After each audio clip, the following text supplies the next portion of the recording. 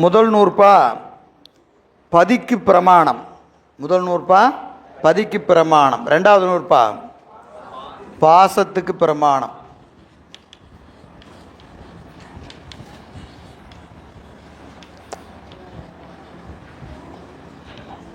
பாசத்திற்கு பிரமாணம். அவையேயாய் தானேயாய் இருவினையின் போக்குவரவு புரிய ஆணையின் நீக்கமின்றி நிற்குமென்றே என்பது சூத்திரம். எண்ணுதலிற்றோ எனின் புனருற்பவம் வருமாறு உணர்த்துதல் நுதலிற்று. சரி, இதில் இயைபுகள் என்று ஒரு இருக்கிறது. இயைபு, இயைபுனானது இயைபு. இதில் முதல்ல நூல் இயல்பு,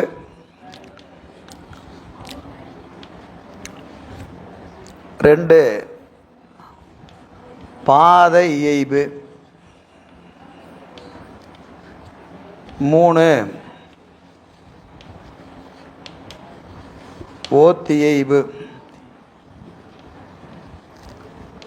நாலு சூத்திர இயைபு,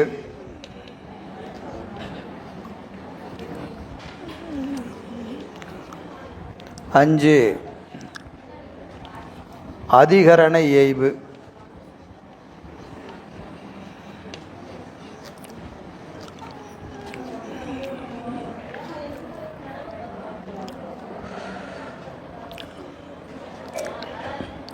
நூல் இயைபு, பாத இயைபு, ஓத்தி இயைபு, சூத்திர இயைபு, அதிகரண இயைபு என்று இயைபுகள் அஞ்சு இருக்குது. அஞ்சு இயைபு. நூல் இயைபு ஒரு நூலுக்கும் இன்னொரு நூலுக்கும் உள்ள தொடர்பு. ஒரு நூலுக்கு இன்னொரு நூலுக்கு உள்ள தொடர்பு, இதெல்லாம் நம்ம பார்க்க போகிறதில்ல. சரிங்களா? நூல் இயைபு நம்ம பார்க்க போகிறதில்ல. பாத இயைபு, பாதை என்பது சரியை கிரிய யோகம் ஞானம், சரியை முதலாகிய 4. இதில் இந்த நூல் என்ன பாதம்? ஞானபாதம். சிவஞான போதம், ஞானபாதம். அதனால் இது அதோட சரி, இது நமக்கு வராது. சரிங்களா? இப்போ நம்ம பார்க்குறது ஓத்தி இயைபு, சூத்திர இயைபு, அதிகரண இயைபு என்று 3 இயைபு இருக்கிறது. சரிங்களா? ஓத்துன்னு என்னது? இயல். இயல் என்ன இயல்? இப்போ நாம் என்ன இயல் பார்த்துட்டு இருக்கிறோம்? பிரமாண இயல் பார்த்துக்கிட்டு இருக்கிறோம். பிரமாண இயல். பிரமாண இயலை ஒரு நூறுபா பார்த்தாச்சு. எதுக்கு பிரமாணம் பார்த்தாச்சு? பதிக்கு பார்த்தாச்சு. அப்போது பாசத்துக்கு பார்க்கணும், பசுவுக்கு பார்க்கணும். பதியை பார்த்ததுக்கப்புறம் பார்க்க வேண்டியது எத்தனை? 2. இப்போ எதை பார்க்கலாம்? பாசத்தை பார்க்குறோம். ஒரிஜினலாக எதை பார்க்கணும்? பசுவு தான் பார்க்கணும். எப்போ இருந்தாலும் நம்மளை தானே தொலைவோம் இல்லையா? அப்போ முதல்ல பெருமானை பார்த்ததுக்கப்புறம் எதை பார்க்கணும்? பசுவை பார்க்கணும். ஆனால் பசுவை பார்க்கல, பாசத்தை தான் பார்க்குறோம். ஏன் பார்க்குறோங்கிறது பின்னாடி இருக்குது. சரியா? இப்போது பசுவை வைக்காமல் எதை வைக்கிறாரு? பாசத்தை வைக்கிறாரு. ஏன் வைக்கிறாருங்கிறது இயைபு பற்றி. அது வைக்கிறதுக்கு ஒரு காரணம் இருக்கா இல்லையா? ஏதோ ஒரு காரணம் இருக்குது. அந்த காரணம் என்ன அப்படின்னு தெரிஞ்சால் என்ன இயைபு? ஓத்தி இயைபு. சரியா? ஓத்தி இயைபு என்பது ஒரு இயலில் ஒன்றுக்கு அப்புறம் 2 எது வைக்கணும்? வைக்கிறதுக்கு என்ன சொல்லணும்? காரணம் சொல்லணும். ஏதோ ஒரு காரணம். அதனால தான் இது 2வது வச்சுருக்கேன், 2க்கு அப்புறம் 3 வச்சுருக்கிறேன்னு அதுக்கு என்ன சொல்லணும்? ஒரு காரணத்தை சொன்னீங்கன்னா அதுக்கு தான் என்னது? இயைபுன்னு பேர். ஏன் ஏன் ஏன் பசுவை பார்க்கக்கூடாது அப்படின்னு கேட்டால் அதுக்கு ஒரு காரணம் சொல்லணுமா இல்லையா? அப்போ அந்த காரணத்தை சொல்கிறாரு. அது என்ன காரணம் நம்ம பார்ப்போம். சரியா? அப்போது இயல் பற்றி வருகிற தொடர்ச்சி. அதனால் அதுக்கு என்ன பேர்? ஓத்தி இயைபு. ஓத்தி இயைபு. அப்புறம் 1ஆம் சூத்திரம், 2ஆம் சூத்திரம், 3ஆம் சூத்திரம், 4ஆம் சூத்திரம் அப்படின்னு ஒவ்வொரு சூத்திரத்துக்கும் என்ன இருக்குது? ஒரு தொடர்ச்சி இருக்குது. 1க்கு அப்புறம் 2 ஏன் வச்சிருக்கிறாரு, 2க்கு அப்புறம் ஏன் 3 வருது? அப்போ சூத்திரத்திற்கும் உள்ள தொடர்ச்சி, ஒவ்வொரு சூத்திரத்துக்கும் உள்ள தொடர்ச்சி. அப்படி வந்தால் அதுக்கு என்ன பேர்? சூத்திர இயைபு. சூத்திர இயைபு. அடுத்தது அதிகரணம். ஒரு சூத்திரத்தில் 2 அதிகரணம், ஒரு சூத்திரத்தில் 3 அதிகரணம், ஒன்றில் 4 5ன்னு வேறு வேறு அளவில் இருக்குது. ஆனால் ஒவ்வொன்றுக்கு என்ன இருக்குது? ஒருத்தர் முதல் நூறுபாவை எடுத்துக்கிட்டா முதல்ல உலகம் முத்தொழில் படுவது அப்படி நிறுவுறார். அதுக்கப்புறம் என்ன செய்கிறாரு? அது உள்பொருளே நிறுவுறார். அதற்கு செய்வோன் ஒருவன் வேண்டும். அந்த செய்வோன் சங்கார கடவுளே. அந்த சங்கார கடவுள் ஒருவரல்ல பலர் என்பதை மறுத்து ஒருவனே. இப்போ அது வரிசையாக வருதா இல்லையா? இப்போ இப்படி வச்சுக்கலாம். சங்கார கடவுளே உலகிற்கு முதல்வன், உலகம் முத்தொழில் படுவது. இப்படி ரிவேர்ஸில் வந்து என்ன ஆகும்? புரியாது. சொல்ல வர செய்தியை புரியாது. எதை முன்னாடி சொல்லணும் எதை பின்னாடி சொல்லணும் ஒரு வரிசை இருக்கா இல்லையா? அந்த வரிசைக்கு பேர் தான் என்னது? அதிகரண இயைபு. ஒவ்வொரு அதிகரணத்துக்கும் ஒரு தொடர்ச்சி இருக்குது, ஒவ்வொரு சூத்திரத்துக்கும் ஒரு தொடர்ச்சி இருக்கிறது, ஒவ்வொரு இயலுக்கும் ஒரு தொடர்ச்சி இருக்கிறது. இப்போ நம்ம பார்க்க வேண்டியது இந்த 3 தான். இந்த 2 பற்றி பிரச்சனை இல்லை. ஓத்து இயைபு, சூத்திர இயைபு, அதிகரண இயைபு. இந்த 3 இயைபு இருக்குது. இந்த 3க்கும் 3 பேர் வச்சிருக்கிறாங்க. 3 பேர் வச்சிருக்கிறாங்க. அது என்னன்னு பார்ப்போம். இப்போ முதல்ல முறைமை பற்றி வந்த இயைபு.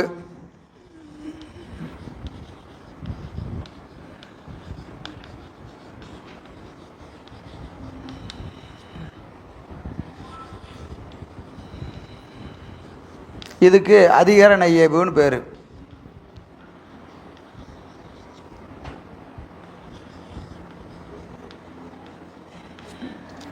அதிகரண இயைபு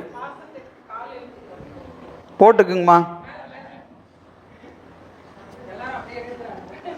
நான் எழுதும்போது எழுத்து போல வரும், திருத்தி எழுதிக்கங்க. எப்போ எழுதினாலும் வரும். முறைமை பற்றி வந்த இயைபு. இதுக்கு என்ன பேர்? அதிகரண இயைபு. அதிகரண இயைபு. இப்போ நம்ம 2வது நூற்பால முதல் அதிகரணம் பார்க்கணும் இல்லையா? 2வது நூற்பால முதல் அதிகரணம் பார்க்கணும். இப்போ எந்த அதிகரணத்தை முடிச்சிருக்கிறோம்? 1ல் 3வது அதிகரணத்தை முடிச்சிருக்கிறோம். சரியா? இந்த 3வது அதிகரணத்தில் என்ன செய்கிறாருங்க? அந்தம் ஆதி, அந்தம் ஆதி என்பனார் புலவர் என்று சொல்கிறாரா இல்லையா? அந்தத்தை செய்கிற சங்கார கடவுளே உலகத்திற்கு முதல்வன் அப்படின்னு சொல்லி முடிச்சிருக்கார். சரியா? எனவே முதல் நூற்பால இறுதி அதிகரணத்தில் அந்தம் என்று சுட்டப்பட்ட முதற்கடவுளை, முதல் கடவுள் என்ன சொல்லிட்டாரு? அந்தம்னு சொல்லிட்டார். எனவே அந்த முதல் கடவுளினுடைய உண்மை நிறுவப்பட்டது. உலகத்திற்கு முதல்வன் யாரு? அந்தம் என்று அழைக்கப்படுகிற அந்தமே ஆதி என்று சொல்லக்கூடிய சங்கார கடவுள் தான் உலகத்திற்கு முதல்வன் என்று நிறுவியாச்சு. கடைசி அதிகாரத்தில் தானே நிறுவி இருக்கிறோம். அந்தத்தை செய்கிற சங்கார கடவுள் தான் ஆதியாகவும் இருப்பான் நிறுவியாச்சு. எனவே அந்த முதல் கடவுள் என்ன செஞ்சிருக்கிறாங்கன்னா பெயரளவில் சுட்டப்பட்டிருக்கிறது. சங்கார கடவுள் ஒருத்தர் இருக்கிறாரு, அவர்கிட்ட தோண்டி நின்று ஒடுங்கும்னு சொல்லியாச்சு. கேட்ட உடனே நமக்கு என்ன வரும்? அதை கொஞ்சம் விரிவாக சொல்லுங்களேன். இந்த சிவபெருமானுடைய இலக்கணத்தை என்ன செய்யுங்க? கொஞ்சம் விரிவாக சொல்லுங்க. அப்போது பெயரளவில் சுட்டினால் அதற்கு உத்தேசம்னு பேர். உத்தேசம். உத்தேசம் என்பதற்கு பெயரளவில் சுட்டுதல். உத்தேசமாக சொல்கிறேன்னு சொல்கிறோமா இல்லையா? எப்போ அது என்ன ஒரு உத்தேசமாக சொல்கிறையா அப்படின்னா சும்மா ஒரு பேரளவுக்கு சொல்கிறது, அப்படியே சும்மா தொட்டு காட்டுறது. அப்போ முதல் நூற்பால அந்தத்தை செய்கிற சங்கார கடவுள் என்று முதல்வனை பெயரளவில் சுட்டினார். பெயரளவில் சுட்டினார், உத்தேசமாக சுட்டினார், உத்தேசமாக சுட்டினார். அப்போ உத்தேசம் சொன்னால் அடுத்தது இலக்கணம் சொல்லணும். என்ன சொல்லணும்? இலக்கணம்.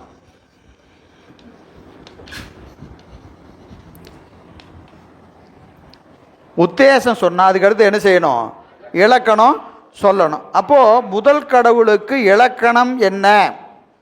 முதல் கடவுளுக்கு இலக்கணம் என்பது சொல்லணும். அதான் முறைமை. உத்தேசம் சொன்னால் அடுத்து என்ன சொல்லணும்? இலக்கணம் சொல்லணும். அப்போ 3வது அதிகரணத்தில் முதல் கடவுளுக்கு உத்தேசம் சொல்லியிருக்கிறார். சரியா? அப்போது முதல் கடவுளுக்கு இலக்கணம் எப்போ சொல்லணும்? அடுத்த அதிகரணத்தை சொல்லணும். புரியுதா இல்லைங்களா? 1ல் 3ல் என்ன சொல்லிட்டாரு? உத்தேசம் சொல்லியாச்சு. அப்போ 2ல் முதல்ல என்ன சொல்லணும்? இலக்கணம் சொல்லணும். சரிங்களா? அப்போ முதல் கடவுளுக்கு இலக்கணம் சொல்ல எழுந்தது 2வது நூற்பாவின் முதல் அதிகரணம். 2வது நூற்பால முதல் அதிகரணத்தில் என்ன சொல்றாரு? மேலே முதல் நூற்பாவில் இறுதி அதிகரணத்தில் அந்தம் என்று சுட்டப்பட்ட முதல் கடவுளுக்கு இலக்கணம் செய்வதற்காக எழுந்தது 2வது நூற்பாவினுடைய முதல் அதிகரணம். இது முறைமை பற்றி வந்த இயைபு. முறைமைன்னு வரிசை, வரிசையாக சொல்லணும். எதை சொன்னாலும் வரிசையாக சொல்லணும். அப்போ வரிசை இப்போ எப்படி சொல்கிறாரு?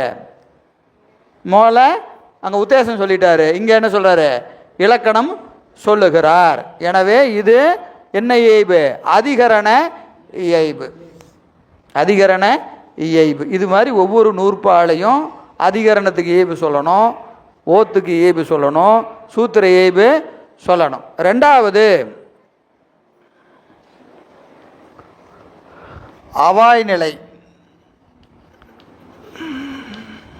அவாய் நிலை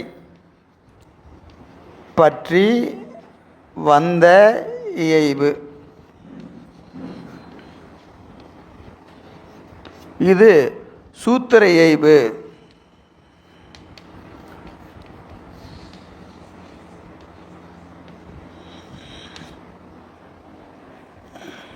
சூத்திர இயைபு. அப்போ ஒரு சூத்திரத்துக்கும் 2வது சூத்திரத்துக்கும், முதல் சூத்திரத்துக்கும் 2வது சூத்திரத்துக்கும் ஒரு இயைபு சொல்லணும். முதல் அதிகரணத்துக்கும் 3வது அதிகரணத்துக்கும் இதில் முதல் அதிகரணத்துக்கு இயைபு சொல்லிட்டார். சரிங்களா? அடுத்து இப்போ என்ன சொல்லணும்? முதல் சூத்திரத்துக்கும் 2வது சூத்திரத்துக்கும் இயைபு சொல்லணும். புரியுதா இல்லைங்களா? புரியுதுங்களாங்கய்யா? புரியுதா புரியலையா? புரியுற மாதிரி இருக்கா?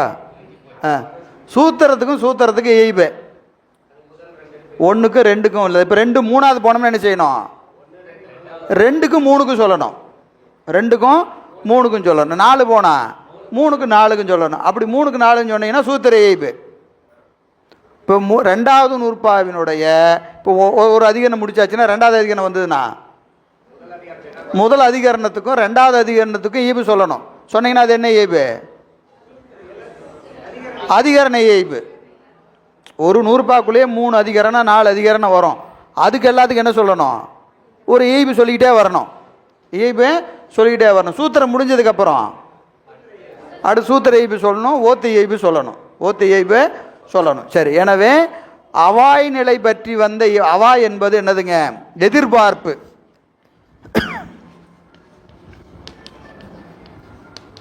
எதிர்பார்ப்பு. ஒரு செய்தியை சொன்ன உடனே என்ன வரும்? எதிர்பார்ப்பு வரும். இது வருமா, அடுத்து இது சொல்லுவாரா அப்படின்னு ஒரு எதிர்பார்ப்பு வருதா இல்லையா? அதற்கு தான் என்னது? அவாய் நிலை பற்றி வந்த இயைபு. ஆவல், எதிர்பார்ப்பு, எதிர்பார்ப்பு. அப்போ இங்க முதல் சூத்திரத்தில் சங்கார கடவுளிடத்து உலகம் ஒடுங்கும்னு சொல்லியிருக்கார். உலகம் எங்கே ஒடுங்கும்? சங்கார கடவுளிடத்து ஒடுங்கும்னு சொல்லியிருக்கிறார். அப்போ ஒடுங்கும்னு சொன்னால் ஒடுங்கிய உலகம் மீள எவ்வாறு தோன்றும்? ஒடுங்கு என்ன செய்யும்? மீள தோன்றும். ஒடுங்கும்னு சொன்னீங்களே, மீள எப்படிங்க தோன்றும் அப்படின்னு ஒரு கேள்வி தொக்கி நிற்குதா இல்லையா? ஒரு விருப்பம், ஒரு எதிர்பார்ப்பு தோன்றுகிறதா இல்லையா? அந்த எதிர்பார்ப்பை நிறைவு செய்வதற்காக எழுந்தது 2வது சூத்திரம். சரிங்களா? இப்போ பசுவு சொன்னால் என்ன ஆகும்? அந்த எதிர்பார்ப்பு இங்கே அடிபட்டு போவோம். ஒடுங்கிய உலகம் மீள தோன்றுதல் எவ்வாறு அப்படின்னு ஒரு கேள்வி நிற்குதா இல்லையா? அந்த கேள்விக்கு பதில் சொல்லணும்னா பாசத்தை தான் சொல்லணும், பசுவை சொல்ல முடியாது. பாசம்தான் உலகம். உலகம் என்பது என்னது? பாசம். அதுதான் போய் ஒடுங்குது. ஒடுங்கிய உலகம் எங்கே தோன்றுகிறது? மேலே தோன்றுகிறது. யார்கிட்டருந்து தோன்றுகிறது? சங்கார கடவுளிலிருந்து தோன்றுகிறது. அது எவ்வாறு தோன்றும், எவ்வாறு தோன்றும் என்கின்ற ஒரு எதிர்பார்ப்பு இருக்கா இல்லையா? அந்த எதிர்பார்ப்பை நிரப்புவதற்கு எழுந்தது அவாய் நிலை பற்றி வந்த இயைபு. அப்போ இது கருத்து என்ன எழுதணும் இங்கே? அவாய் நிலை பற்றி வந்த இயைபு என்னது? முதல்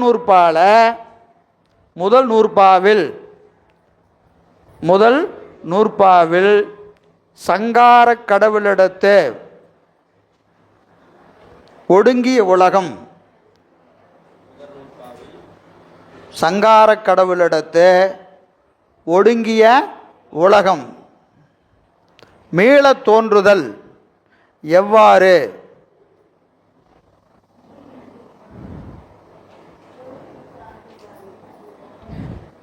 எனும் அவாவை நிரப்புதற்கு எழுந்தது இச்சூத்திரம்.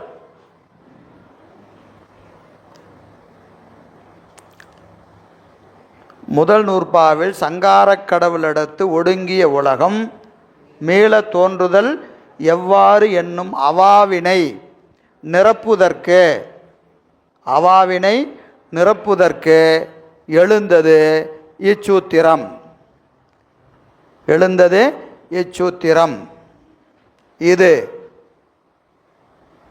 இது அவாய் நிலை பற்றி வந்த இயைபு. எழுதியிருக்கா இல்லையா? அவாய் நிலை பற்றி வந்த இயைபு. முறைமை பற்றி வந்த இயைபுன்னு சொன்னால் அதிகரண இயைபு. அவாய் நிலை பற்றி வந்த இயைபுன்னு சொன்னால் சூத்திர இயைபு. அடுத்தது ஐயம் பற்றி வந்த இயைபு. ஐயம் பற்றி வந்த இயைபு.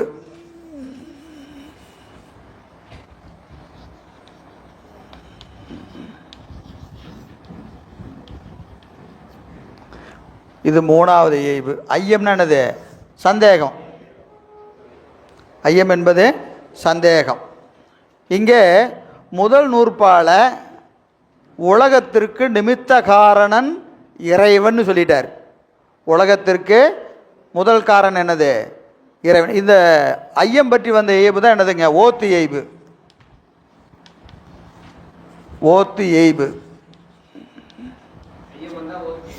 ஆமாம், ஐயம் என்பது ஓத்து இயைபு.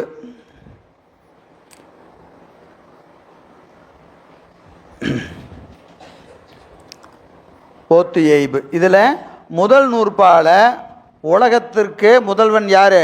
பெருமான். அவன் யாரு? நிமித்த காரணன் சொல்றார். உலகத்திற்கு நிமித்த காரணன்.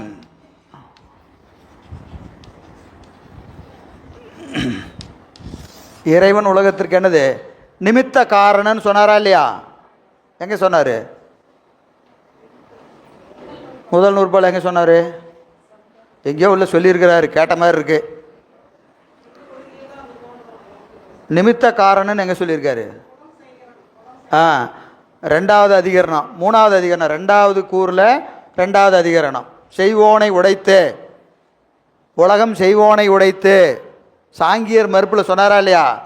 நிமித்த காரணம் அப்படின்னு சொன்னாரா இல்லையா? உலகத்திற்கு செய்வோன் ஒருவன் உண்டு, இறைவன் யார்? நிமித்த காரணம்னு படித்தோமா இல்லையா? மாயிலே தோன்றுகிறது வித்துண்டாம் மூலம் உழைத்தவா தாரகமாம் அத்தன்னால் நிற்றல் அவர் வினையால் ஒரு வெண்பாலாம் பார்த்தோமா இல்லையா? நிமித்த காரணன், உலகத்திற்கு நிமித்த காரணன்னு சொல்லியாச்சு. அப்போ நிமித்த காரணன்னு சொன்னால் கூடவே என்ன வேணும்? முதல் காரணம் உண்டா, துணை காரணம் உண்டா அப்படின்னு ஒரு கேள்வி வருதா இல்லையா? ஏன்னா முதல் காரணமும் துணை காரணம் இருந்தால் தான் ஒருவன் யாராக இருக்க முடியும்? நிமித்த காரணனாக இருக்க முடியும். முதல் காரணமும் துணை காரணமும் இல்லைன்னா அவன் என்னவா இருக்க முடியாது? நிமித்த காரணனாக இருக்க முடியாது. ஏன்னா காரணம்னு சொன்னாவே இந்த மூணு இருக்கணும். எது? முதல் காரணம், துணை காரணம், நிமித்த காரணம் இருக்கணும். அப்போ முதல் நூற்பால உலகத்திற்கு நிமித்த காரணம் பெருமான்னு சொல்லியாச்சு. இப்போ முதல் காரணம் எது? துணை காரணம் எது? உண்டா இல்லையா? முதல் காரணம் உண்டா இல்லையா? துணை காரணம் உண்டா இல்லையா? இது ஐயம். இதை போக்குவதற்கு எழுந்தது ரெண்டாவது சூத்திரம். அப்போ இது என்னது? ஓத்து இயைபு. ஓத்து இயைபு. சரியா? புரிஞ்சிருச்சா? புரிஞ்சிருக்காது. எப்படி புரியும்? சொன்னீங்க, எழுதிட்டோம். அது எப்படி புரியும்? புரியக்கூடாத. புரிஞ்சுதுன்னா சரியில்லையே. பல காலம் கேட்டாவே புரியாது. அதை எப்படி ஒரு தடவை படித்தோடனே புரிஞ்சிருச்சே? புரிஞ்சிருச்சா?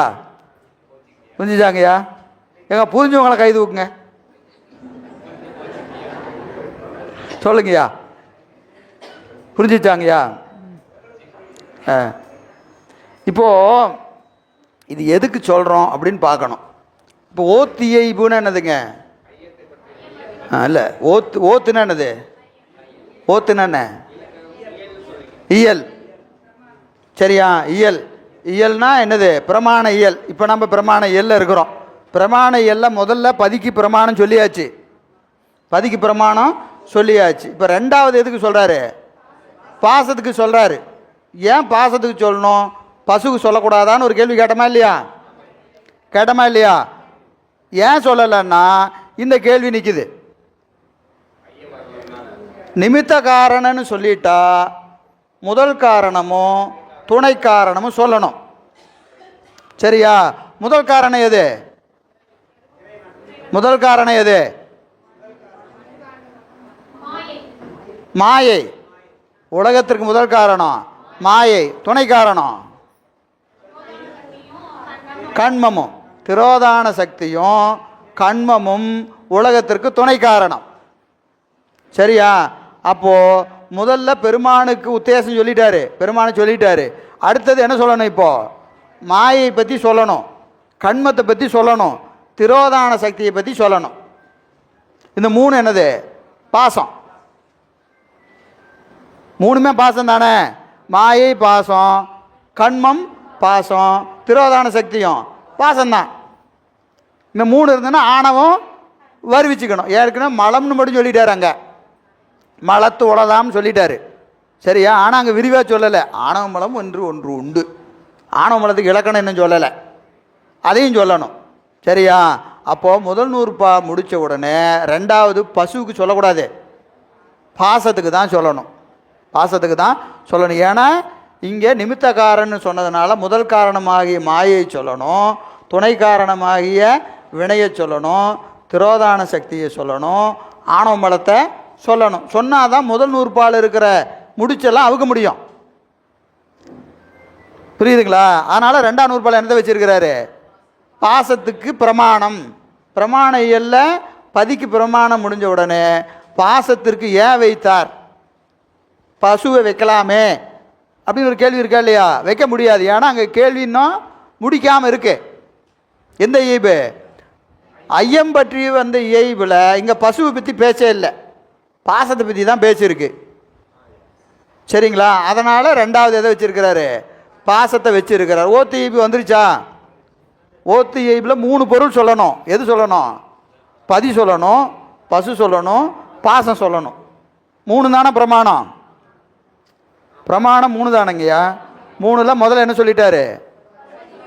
பதியை சொல்லியாச்சு. எஞ்சி நிற்பது ரெண்டு. அதில் எதை சொல்லணும்னு கேட்டால் பாசம்தான் சொல்லணும்.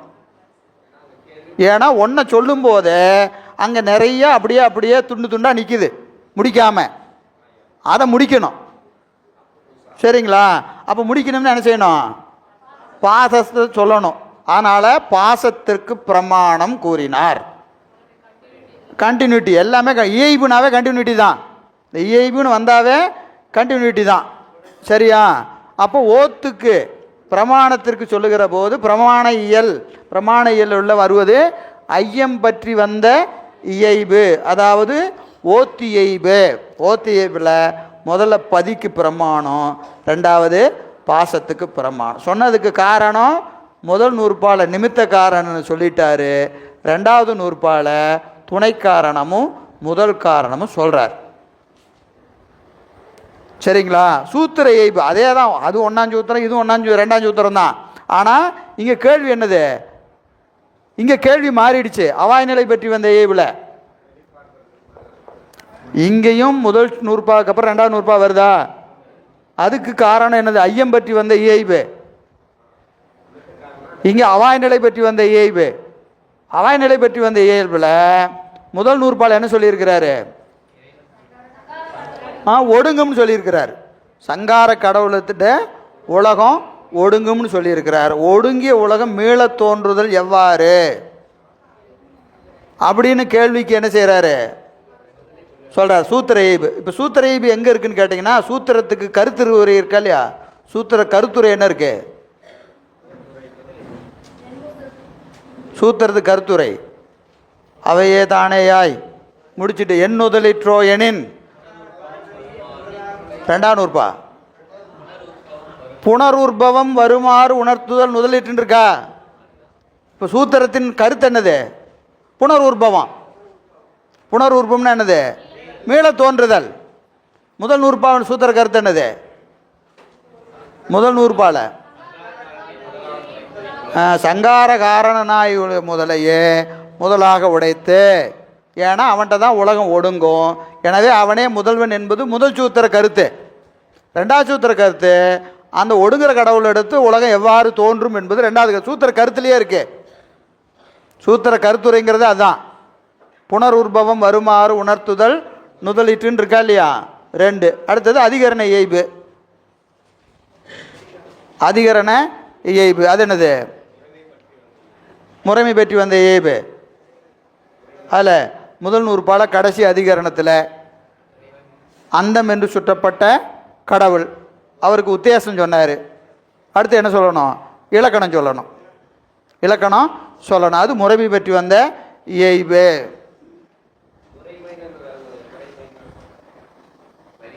ஒரு தடவை சொல்லியிருந்தா விட்டுருக்கலாம். நீங்கள் 4 தடவை சொல்லி எச்சா குழப்பிட்டீங்க. அப்படியா? என்னங்கய்யா முறைமைன்னா என்னது? வரிசை. வரிசைப்படுத்தி அதிகரணத்தை வரிசையாக சொல்லணும். 1வது அதிகரணம், 2வது அதிகரணம், 3வது அதிகரணம். அடுத்து 4வது அதிகரணம் எங்கே வருது? 2வது நூற்பால முதல் அதிகரணம் தான் என்னது? 4வது அதிகரணம். இப்போ 3 முடித்த உடனே 4வது எந்த அதிகரணத்தை வைக்கணும் அப்படின்னு ஒரு கேள்வி இருக்கா இல்லையா? இப்போ ஒரு நூற்பாவை முடித்தாச்சு, கடைசியாக எங்கே முடியுது? அந்தமே ஆதின்னு முடியுது. அடுத்தது 4வது அதிகரணம் எதில்? 2ல் 1. 4வது அதிகரணங்கிறது 2ல் 1. இப்போ எதை சொல்லலாம் அப்படின்னா, 3ல் என்ன முடிச்சிருக்கிறாரோ அதன் தொடர்ச்சியை சொல்லணும். 3ல் என்னன்னு முடித்தார்? அந்தமே ஆதின்னு சொல்லிட்டார். அப்போது சங்கார கடவுளுக்கு என்ன செய்கிறாரு? உத்தேசம் சொன்னார். உத்தேசம்னா என்னது? சங்கார கடவுள் உண்டு என்று பெயர் அளவில் சுட்டிட்டார். சரியா? அப்போ அவனுக்கு என்ன சொல்லணும்? இலக்கணம் சொல்லணும். முதல் கடவுளுக்கு இலக்கணம் சொல்லணும். அந்த இலக்கணத்தை எங்கே சொல்கிறாரு? 2ல் 1. புரியுதா? ஏன் நான் திரும்ப திரும்ப சொல்கிறேன்னா, எனக்கெல்லாம் பல முறை படித்தே புரியல. நீங்களும் அப்படி இருப்பீங்க நம்பிக்கையில் தான் நான் திரும்ப திரும்ப சொல்கிறேன். புரியுதுங்களா? ஏன்னா இது ரொம்ப நுட்பமான செய்தி. இதை மட்டும் நாங்கள் இன்னமும் வரைக்கும் எனக்கு இன்றைக்கி நான் முடிக்காத விஷயம் ஒன்று சொல்கிறேன். உங்கள்கிட்ட சொல்கிறதுக்கு என்ன, எல்லாம் நீங்கள்லாம் என்ன மாதிரி தான். 12 நூற்பாவுக்கும் இந்த 3 இயைபை தனியாக எழுதணும். 12 நூற்பாவுக்கு என்ன செய்யணும்? இந்த இயைபை தனியாக எழுதி குறித்து வைக்கணும்னு இன்றைக்கி வரைக்கும் நினைக்கிறேன். இன்றைக்கி வரைக்கும் எனக்கு முடியல. புரியுதுங்களா? ஏன்னா அது ஏதோ அப்படியே போகிறோம். ஆனால் ஏன்னா இது ரொம்ப முக்கியமான செய்தி. ஒரு சூத்திரத்துக்கு 2வது சூத்திரத்துக்குள்ள இயைபு, ஒரு ஓத்துக்கும் 2வது ஓத்துக்குள்ள இயைபு, ஒரு அதிகரணத்துக்கும் 2வது அதிகரணத்துக்கு. இப்போ அதிகரண இயைபுன்னு எடுத்துக்கிட்டா 1 2 3 முதல் நூற்பா. அடுத்தது 4 5 6 7 2வது நூற்பா. அடுத்தது 7 3வது நூற்பா. புரியுதுங்களா? இப்படி வரிசையாக அப்படியே 1 2 நீங்கள் சூத்திர இயைபு விட்டுருங்க, ஓத்து இயைபு விட்டுருங்க. அதிகாரண இயைபுன்னு எடுத்துட்டா 1ல் 1 ஆரம்பித்து 12ல் 4. 1ல் 1 ஆரம்பித்து எங்கே முடிக்கணும்? 12ல் 4ல் முடிக்கணும். எப்படி முடிக்கணும்? இயைபு மட்டும் சொல்லி அதற்காக எழுந்தது, அதற்காக எழுந்தது, அதற்காக எழுந்தது, இப்படி படிக்கணும் சிவஞான போதம். புரியுதுங்களா? அப்புறம் சூத்திரத்தை தனியாக 12 சூத்திரத்தை எடுத்துக்கிட்டு சூத்திர ஈவு மட்டும். இப்போ மூணையும் ஒட்டுக்கா சொல்கிறதுனால உங்களுக்கு குழப்புது. உங்களுக்கு குழப்புறதுக்கு காரணம் என்னென்னா மூணையும் ஒட்டுக்கா சொல்கிறதுனால. இப்போ அதிகரண ஈப்பை மட்டும் சொல்லிட்டே வந்தால் புரிஞ்சிடும். புரியுதுங்களா? முதல் நூற்பால் அதிகரண ஈப்பு சொல்கிறேன் கேளுங்க. முதல் நூற்பால் அதிகரண ஈப்பு என்னது? முத்தொழில் உடையது உலகம். உலகம் உள்பொருளா இல்பொருளா? உள்பொருளே. ஈவு வந்துருச்சான். உள்பொருளாக உலகம் தானே தோன்றாது, செய்வோன் ஒருவன் வேண்டும். 3 வந்துருச்சான். அந்த செய்பவன் ஒடுங்கிய, ஒடுங்கி பலரல்ல ஒருவனே வந்துருச்சா? அதிகரண ஈவு வந்துருச்சா இல்லையா? 5. உலகம் முத்தொழில் படுவது என்பது முதல் அதிகரணம். அதன் மீது என்னது? இயைபு என்னது? உள்பொருளா இல்பொருளா? உள்பொருளே 2வது அதிகரணம். 3வது அதிகரணம் என்னது? செய்வோன் ஒருவன் உண்டு. அடுத்தது செய்வோன் ஒடுங்கிய, ஒடுங்கி பலரல்ல ஒருவனே. 4 ஈவு வந்துருச்சா? 5 அதிகரணம், 4 இயல்பு வந்துருச்சா இல்லையா?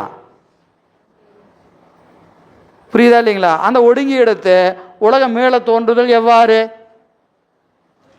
அவனுக்கு இலக்கணம் என்ன? சாரி, ஒடுங்கியது எடுத்து ஒடுங்கி உலகம் மேலே தோன்றுதல் எவ்வாறு என்பது 1. அவனுக்கு இலக்கணம் என்ன? ஒடுங்கிக்கு இலக்கணம் என்ன? உத்தேசமாக சொல்லப்பட்ட ஒடுங்கிக்கு இலக்கணம் என்னன்னா 2ல் 1. இப்படி வரிசையாக அங்கே போகணும், 12 வரைக்கும் போகணும். கேட்கறதுக்கு நல்லா இருக்கா இல்லையா? நல்லா தான் இருக்கு. படித்தா அப்படி படிக்கணும். சிவஞான போதம் புரியுதுங்களா? நாமெல்லாம் சிவஞான போதம் படிக்க வந்துட்டோம். அப்படி சொல்லும் போதே கொஞ்சம் நெஞ்ச நிமித்தி உக்காரவனே. சிவஞான போதம் படிக்கிறோம். இருமாந்து இருப்பன்களோ அப்படின்னு சொல்கிறாரா இல்லையா? அப்படி படிக்கணும் சிவஞான போதத்தை. ஏன்னா மணிமகுடம்னு சும்மா சொல்ல முடியுமா? சைவ சித்தாந்தத்தினுடைய மணிமகுடம்னா நம்ம எப்படி இருக்கணும்? மாணவர்கள் அந்த தரத்தில் இருக்கணும். சும்மா 10ஓட 11 படிச்சுட்டுலாம் போகக்கூடாது. சரிங்களா? சரி, இதுதான் இயைபு. இதோட விட்டுருவோம்.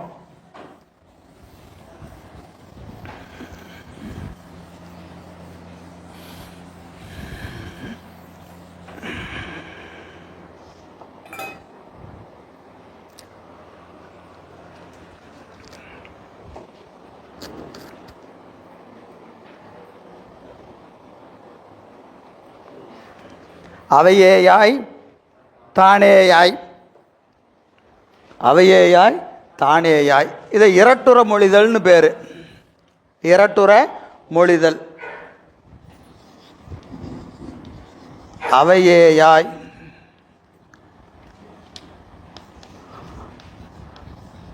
தானேயாய்,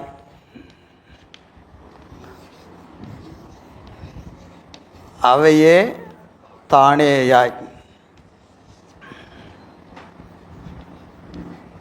படிக்கும்போதே இப்படி தான் படிக்கணும். நூற்பா படிக்கும்போதே எப்படி படிக்கணும்? அவையே தானேயாய் படிக்கக்கூடாது.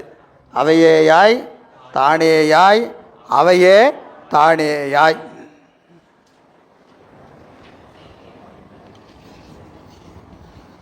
ஆணையின் இருவினையின்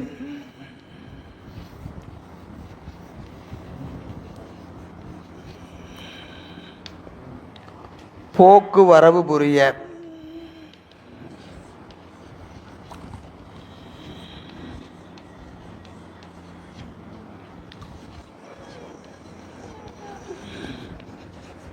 ஆணையின் நீக்கமின்றி நிற்குமன்றே.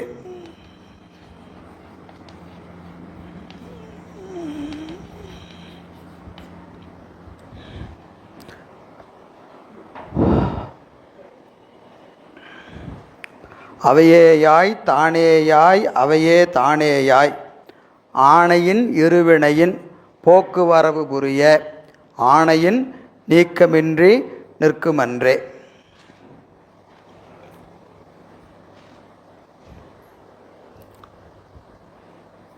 இதில் அவையேயாய் தானேயாய், அவையே தானேயாய், ஆணையின் இருவினையின் போக்குவரவு புரிய, ஆணையின் நீக்கமின்றி நிற்குமன்றே.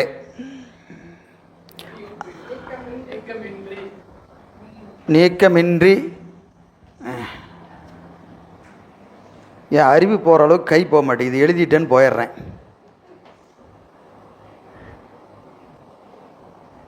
டைம் டிலே இருக்குது கைக்கும் அறிவுக்கும். என்னங்கய்யா? அப்படியா? ஏதோ பிரச்சனை இருக்குதுன்னு தெரியுது, அது மட்டும் தெரியுது.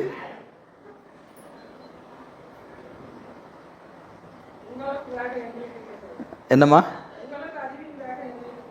அப்படி சொல்ல நல்லா கேட்குறதுக்கு நல்லா தான் இருக்குது. இன்னொரு முறை சொல்லுங்க.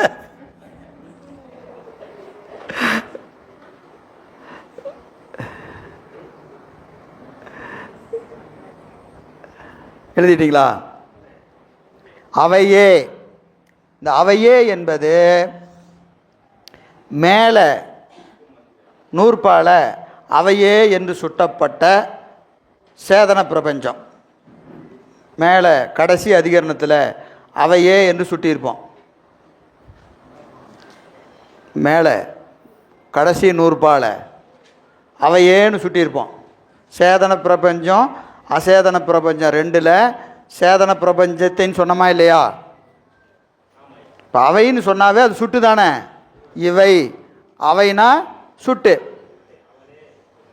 இவன் அவன், இவன் அவன். அப்போது இது இவன் என்பது இங்கே இருப்பது, அவன் என்பது அங்கே இருப்பது. அவன் என்பது கொஞ்சம் தூரத்தில் இருக்கும், இவன் சொன்னால் பக்கத்தில் இருக்கும். அப்போ அவன் என்பது என்ன சுட்டு? செய்மை சுட்டு. செய்மை சுட்டு. ஏன்னா போன நூற்பால முதல் நூற்பால இருக்கக்கூடிய அவை. சரியா? அவை என்பது என்னது? இப்போது முதல் நூற்பால ரெண்டை சொல்கிறாரு. ஒன்று சேதன பிரபஞ்சமும் சொல்கிறாரு, அசேதன பிரபஞ்சமும் சொல்கிறாரு. எங்கெங்கே சொல்கிறாரு சொல்லுங்கள் பார்க்கலாம். முதல் நூற்பால அவையே என்பது ஒரு இடத்துல சேதன பிரபஞ்சம், ஒரு இடத்துல அசேதன பிரபஞ்சம். எங்கே சொன்னது? அவன் அவள் அது எனும் அவை. அவன் அவள் அது எனும் அவை. அது என்னது? அசேதன பிரபஞ்சம். பலவாய் சடமாய் அவயவப்போப்போலோடு சுட்டி அறியப்பட்ட உலகத் தொகுதி அப்படின்னு சொன்னமா இல்லையா? அது என்னது? சட உலகம். சட உலகம் தான் தோன்றி நின்று ஒடுங்கும், உயிர் தோன்றி நின்று ஒடுங்காது. புரியுதா இல்லையா? முதல் நூற்பால முதல் அதிகரணத்தில் அவைன்னு சொல்லியிருக்காரா இல்லையா? சொல்லியிருக்காரா இல்லையா? அவை அப்படின்னு இருக்கு. அது என்னது? சடம். கடைசி அதிகரணத்தில் அவைன்னு ஒரு சுட்டு இருக்கு. அது என்னது? எடுத்துக்காட்டு வெண்பால அவைன்னு சொல்லி முதல் எழுதும்போது அவைன்னு எழுதுனா இல்லையா? நான் எழுதும்போது முதல்ல அவைன்னு எழுதி சேதன பிரபஞ்சம் அதேசன பிரபஞ்சம் இங்கே சுட்டப்பட்டது சேதன பிரபஞ்சத்தைன்னு எழுதணுமா இல்லையா? எழுதணுமா இல்லையா? கடைசி வெண்பா ஒன்றலா ஒன்றில் உளதாகி நின்றவாறு ஒன்றலா ஒன்றில் ஈராதல் அப்படின்னு படிச்சு எழுதணுமா இல்லையா? அந்த அவை என்னது? சேதன பிரபஞ்சம். சேதன பிரபஞ்சம்னா அறிவுடைய உலகம், உயிர்கள். உயிர்கள் சேதன அசேதனம் ரொம்ப குழப்ப வேண்டாம். உயிர்கள் சுட்டுணர்வாகிய பிரபஞ்சம்லாம் படிச்சுமா இல்லையா? அப்போ அவை என்பது அங்கே என்னது? உயிர் கூட்டம், உயிர் கூட்டம். அந்த அவை தான் இந்த அவை. இந்த அவையே யாயின்னு இருக்கா இல்லையா? இந்த அவை என்பது என்னது? உலக தொகுதி, உயிர் தொகுதி. உலகத்தில் இருக்கக்கூடிய உலகம் என்பது உயிர்கள் மேலே நிற்குதுங்க. சரியா? இந்த அவை என்பது அவைன்னு சொன்னாவே ஏதோ ஒரு சுட்டு மேலே ஏற்கனவே சொல்லியிருக்கணும், அதை தான் அவைன்னு சொல்ல முடியும். சரியா? அந்த உலகத்தோடு அவையேயாய் உயிர்களோடு கலப்பினால் ஒன்றாய். கலப்பினால் எதோடு? உயிர்களோடு.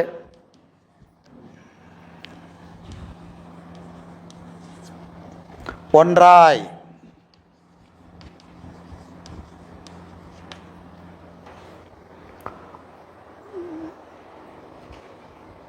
எது போல? உடலும் உயிரும் போல.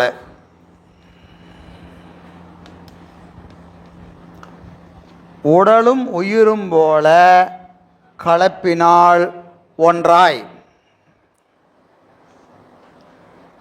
சரியா? உடலும் உயிரும் போல கலப்பினால் ஒன்றாய். தானேயாய் சூரிய ஒளியும்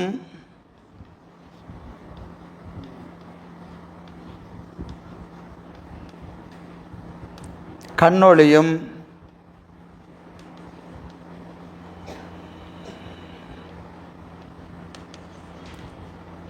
போல தன்னிலையில்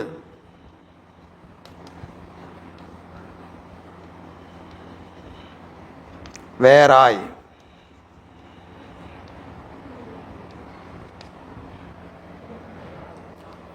வேறாய்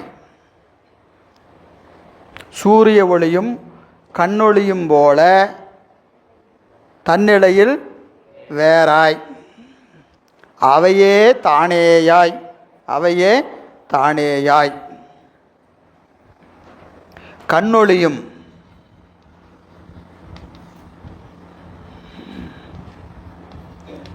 ஆன்ம அறிவும்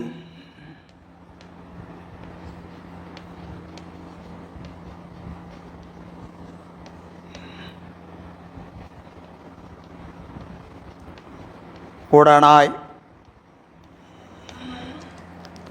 அறிவும் போல உடனாய். கண்ணொளியும் ஆன்ம அறிவும் போல உடனாய்.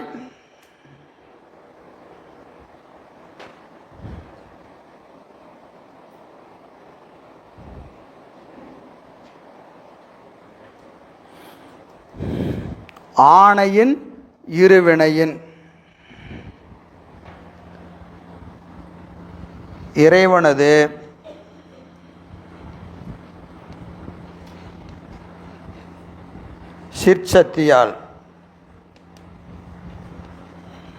சிற்சக்தியால்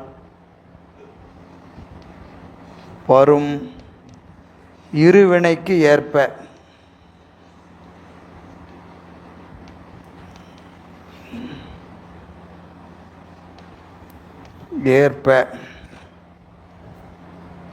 இருவினைக்கு ஏற்ப இரத்தலையும்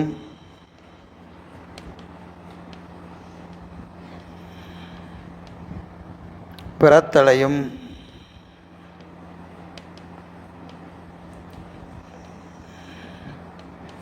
இடைவிடாது செய்ய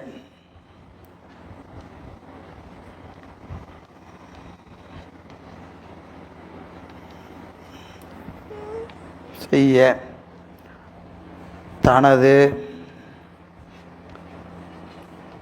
சிற்சக்தியுடன் பிரிப்பின்றி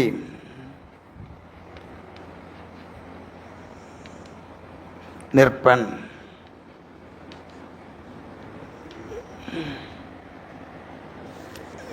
பிரிப்பின்றி நிற்பன்.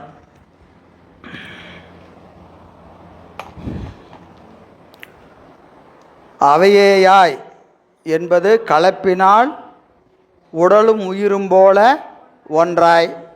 தானேயாய் சூரிய ஒளியும் கண்ணொளியும் போல தன்னிலையில் வேறாய். அவையே தானேயாய் கண்ணொளியும் ஆன்ம அறிவும் போல உடனாய். ஆணையின் இருவினையின் இறைவனது சிற்சக்தியால் வரும் இருவினைக்கு ஏற்ப போக்கு வரவு புரிய இரத்தலையும் பிறத்தலையும் இடைவிடாது செய்ய ஆணையின் நீக்கமின்றி நிற்குமன்றே தனது சிற்சக்தியுடன் பிரிப்பின்றி நிற்பன். பிரிப்பின்றி நிற்பன். தனது சிற்சக்தியுடன் எப்படி இருப்பான்? பிரிப்பின்றி நிற்பன். ஆணையின் இருவினையுமா? இறைவனது சிற்சக்தியால் வரும் இருவினைக்கு ஏற்ப இரத்தலையும் அடுத்து பின்னாடி போக்குவரவு புரிய என்பதுதான் போக்குன்னு எனது இரத்தல். வரவு என்பது பிறத்தல். போக்கு வரவு. புரிய இடைவிடாது செய்ய. புரிதல் என்பது இடைவிடாது செய்ய. விட்டு விட்டு செஞ்சால் புரியன்னு சொல்லக்கூடாது. இப்போது சாகிறதையும் பிறக்கிறது என்னது? இடைவிடாது செஞ்சுக்கிட்டே இருக்கும். நாவுக்கரசு பெருமான் சொல்கிறாரா இல்லையா? என்னது? பிறப்பதற்கே தொழிலாகி இறக்கின்றாரே சொல்கிறாரா இல்லையா? பிறப்பதற்கே தொழிலாகி இறக்கின்றாரே. What is your business? Birth and death. என்னையா பிஸ்னஸ் பண்ணுற? சாவணுங்க, பிறப்பணுங்க, திருப்பியும் சாவணுங்க, பிறப்பணுங்க. இதுதான் நேச்சர் ஆஃப் பிஸ்னஸ். நாம் அதுக்கு நடுவில் ஏதோ பிஸ்னஸ்லாம் பண்ணிகிட்டு இருக்கிறோம். நேச்சுரல் பிஸ்னஸ் என்னது? பிறத்தலும் இறத்தலும். சரியா? அதில் பிறத்தலும் இறத்தலும் சொல்லாமல் இறத்தலும் பிறத்தலும் சொல்கிறார். ஏன்? இப்போ நெக்ஸ்ட் எக்ஸ்பெக்டட் என்னது? அடுத்து நிற்கிறது முன்னாடி அதான் நிற்கிது. ஆமாம், எக்ஸ்பெக்டட் வந்து டெத்து தான். அப்புறம்தான் பர்த்து. ஏன்னா இது முடிஞ்சிருச்சு. எது? பர்த்து முடிஞ்சிருச்சு. இனி எக்ஸ்பெக்டட் என்னது? டெத்து தான். அதனால் பிறத்தலும் சொல்லாமல் பிறத்தல் இறத்தல்னு சொல்லாமல் இறத்தலையும் பிறத்தலையும்னு சொல்கிறார் இல்லைங்களா? ஏன்? எல்லாத்துக்கும் அதே தான். டெத்துன்னு சொன்னால் இப்படியே சிரிச்சுக்கிட்டே கேட்கணும். யாருக்கு வந்தாலும் கேட்க முடியுமா? கேட்கணும்.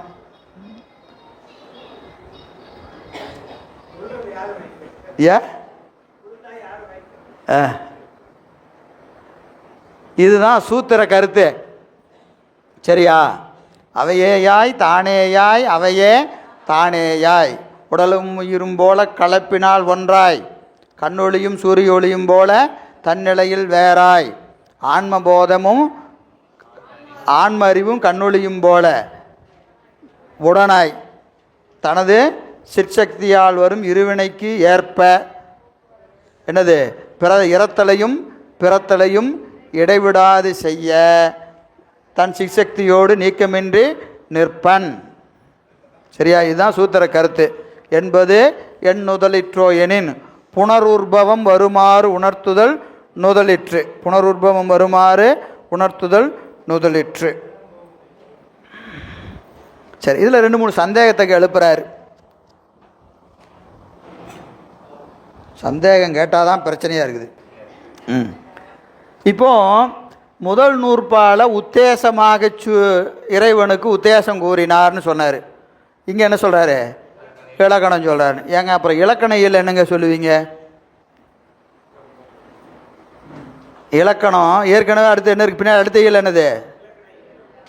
இலக்கண இயல் தானே. அப்போ பெருமானுக்கு இலக்கணம் எங்கே சொல்லணும்? அங்கே தானே சொல்லணும். இங்கே இலக்கணம் சொன்னீங்கன்னா அப்படின்னு ஒரு கேள்வி இருக்கா இல்லையா? பெருமானுக்கு இலக்கணம் எங்கே சொல்லணும்? அடுத்த இயலில் தான் சொல்லணும்.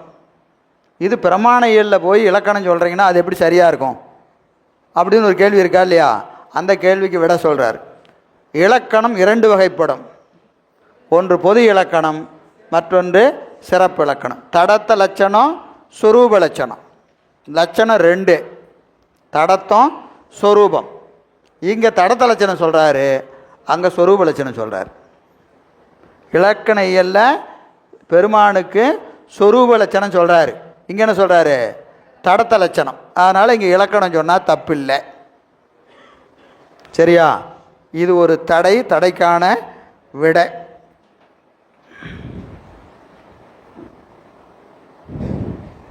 சரி, உலகத்திற்கு புனருற்பவம் தானே சொல்கிறாரு. புனருற்பவம்னு என்னது? மீள தோன்றுதல். ஏன் முதல் உற்பவம் சொல்லலை? முதல் உற்பவம் சொல்லணுமா இல்லையா? முதல் உற்பவம் சொல்லாமல் புனருற்பவம் ஏன் சொல்கிறார்? அதான் புனருற்பவம் சொல்லிட்டு முதல் உற்பவத்தையும் சொல்லிவிட்டு அப்புறம் புனருற்பவம் சொல்லலாம் இல்லையா? ஆனால் இங்கே என்ன செய்கிறாரு? புனருற்பவம் ஏன் சொல்கிறாரு அப்படின்னா, இவை நம்மானார் மாட்டு விளங்குவதில்லை. முதல் உற்பவம் சொல்லணும்னா நிறைய சொல்லணும். நிறையா சொல்லணும்.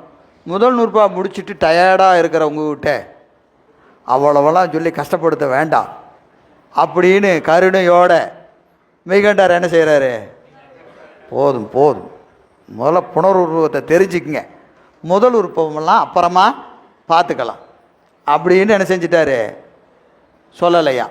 நம்மானார் மாட்டு விளங்குவதில்லை. நம்மானார் மாட்டுன்னு என்னது, அந்த சூத்திரம் படிக்கக்கூடிய மாணவர்கள் முதல் நூற்பா முடிச்சிருக்கிறாங்க.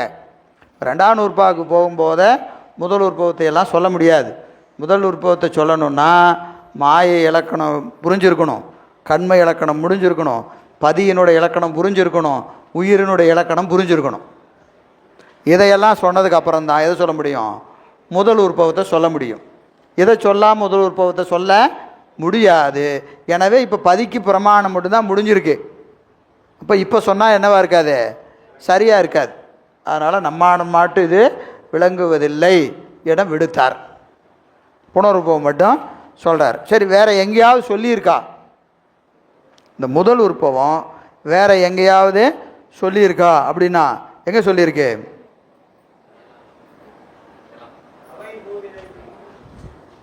சிவஞான போதத்தில் சொல்லலை. சிவஞான போதத்தில் சொல்லலை, போற்றி பகருடையில் சொல்லியிருக்கிறார். போற்றி பகருடையில் முதல் உறுப்பும் சொல்லப்பட்டிருக்கிறது. அங்கே சொல்லியிருக்க ஞானத்தின் கண்ணை மறைத்த கடிய தொழில் ஆணவத்தால் என்னும் செயல்மாண்டு, ஞானத்தின் கண்ணை மறைத்தன்னு தொடங்கும் போற்றி பகருடையில். சரியா, ஞானத்தின் கண்ணை மறைத்த கடிய தொழில் ஆணவத்தால் என்னும் செயல்மாண்டு எவ்வுயிர்க்கும் முன்னாடி கற்புடனால் காணாதம் கை கொடுத்த கோலே போல், குரடங்கையில் கோல் கொடுத்த மாதிரி. முதல் உற்பவத்தை எப்படி கொடுக்குறாரு, குரடங்கையில் கோல் கொடுத்த மாதிரி. ஒரு குச்சி கொடுத்துட்டு கொஞ்சம் தடவி தடவி போயா அப்படின்னு குச்சி கொடுத்தா எப்படி இருக்கும், அப்படி என்ன செய்கிறாராம் முதல் உற்பவம் கொடுக்குறார். காணார்தம் கை கொடுத்த கோலே போல் பொற்புடைய மாயை புணர்ப்பின்கண், பொற்புடைய மாயை புணர்ப்பின்கண் முற்பால் தனு கரண புவனபோகமும் தந்து அவற்றால் மனமுதல் வந்த விகாரத்தால். இது சூக்கும தேகத்தை கூட்டுறாரு. சூக்கும தேகத்தை கூட்டுகிற போது ஆன்மாவுக்கு மனம்ங்கிற கருவி கூட்டப்படுகிறது. இந்த மனம் என்ற கருவி கூட்டியுடனே ஆன்மா வினையை செய்கிறது. அந்த வினையை கொண்டு ஆன்மாவுக்கு தூள தேகத்தை கொடுக்குறார். இப்போ இதை சொல்லணும்னா முதல்ல 5 சட்டை சொல்லணும். இதை சொல்வதற்கு என்ன வேணும், 5 சட்டை சொல்லணும். என்னென்ன சட்டை, காரண சரீரம், கஞ்சுக சரீரம், குணசரீரம், சூக்கும சரீரம், தூள சரீரம். இந்த 5 சட்டையை சொல்லி 5ல் என்னென்ன கருவியெல்லாம் கூட்டப்படுகிறது அப்படின்னு சொல்லி, சூக்கும சரீரத்தில் புரியட்ட காயம் கூட்டப்படுகிற போது மனம்ங்கிற கருவி கூட்டப்படுகிறது. மனம்ங்கிற கருவி கூட்டியுடனே ஆன்மா சூக்கும சரீரத்திலிருந்து வினை செய்யும். அந்த வினைக்கு தக்கவாறு தூள சரீரத்தை கொடுப்பார் அப்படின்னு எழுதுகிறார். இது சித்தியாரில் இருக்குது. நீங்கள் யாராவது ஆன்லைனில் போன வகுப்பு சித்தியார் வகுப்பு கேட்டிருந்தீங்கன்னா இதெல்லாம் வருது. இந்த பாட்டு அடுத்த வகுப்பில் வரும். சித்தியாரில் விரிவாக சொல்லப்பட்டிருக்கிறது. போற்றி பகருடையில் இருக்குது. முதல் உற்பவத்தை அங்கு காண்க, இங்கே காண முடியாது. சரியா, சரி, அந்த அளவில் இதை வச்சுக்குவோம். ஐயா, ஆமாம்,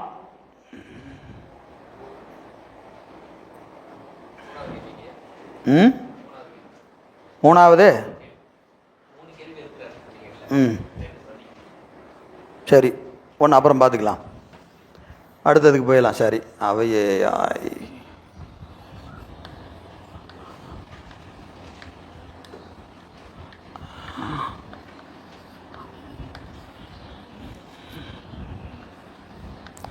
இச்சூத்திரம்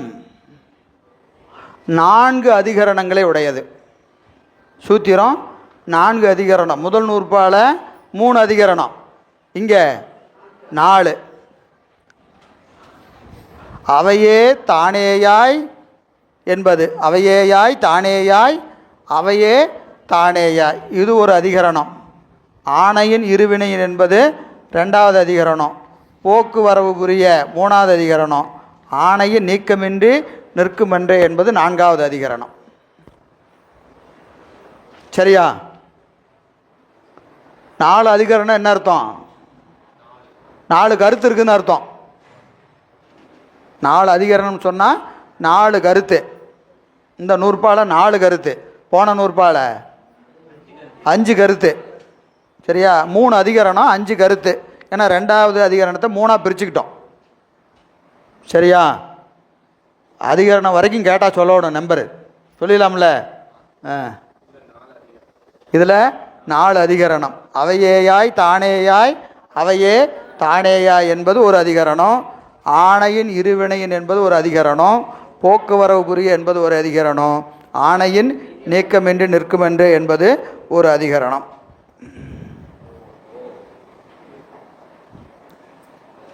சரி, இப்போ முதல் அதிகரணத்துக்கு போயிடலாம்.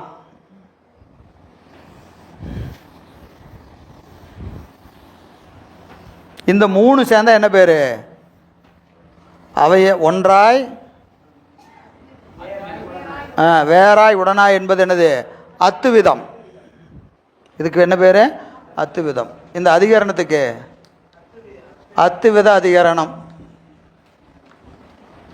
அத்துவிதம். சரி, இப்போது கடைசி அதிகரணத்தில் ஒரு கேள்வி கேட்டு இந்த அதிகரணத்தை சொன்னோமா இல்லையா? கடைசி அதிகரணத்தில் என்ன கேள்வி கேட்டோம்? கடைசி அதிகரணம் அது கேள்வி என்னது? உத்தேசம் சொன்னிய பெருமானுக்கு இலக்கணம் கேட்டோமா இல்லையா? அதான இந்த அதிகரணம். அந்தம் என்று சுட்டப்பட்ட உத்தேசமாக சுட்டப்பட்ட கடவுளுக்கு இலக்கணம் என்ன அப்படின்னு தானே கேள்வி. இப்போ இலக்கணம் என்னது? அவன் உயிரோடு அத்துவிதமாக இருப்பான். இறைவனுடைய இலக்கணம், தடத்த இலக்கணம் என்னது? அத்துவிதமாக இருப்பான். இறைவன் உயிர்களோடு அத்துவிதமாக இருப்பான் என்பது தான் இறைவனுக்குரிய இலக்கணம். என்ன இலக்கணம்? தடத்த லட்சணம், பொது லட்சணம். சிறப்பு லட்சணம் பின்னாடி பார்ப்போம். புரியுதா புரியலையா? இறைவனது இலக்கணம் உயிர்களோடு அவன் அத்துவிதமாக இருப்பன். உயிர்களோடு அவன் அத்துவிதமாக இருப்பன் என்பது தான் இலக்கணம். சரி, இதில் ஐந்தொழில் 3 வகையான ஐந்தொழில் இருக்கிறது. 3 வகை ஐந்தொழில்.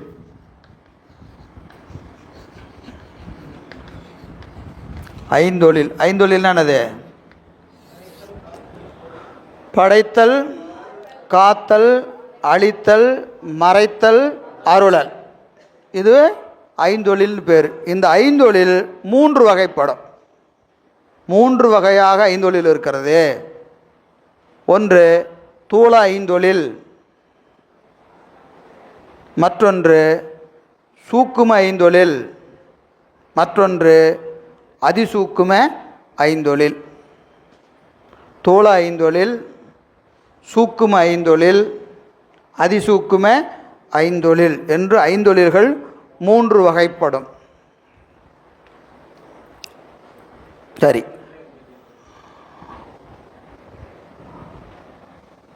இதில்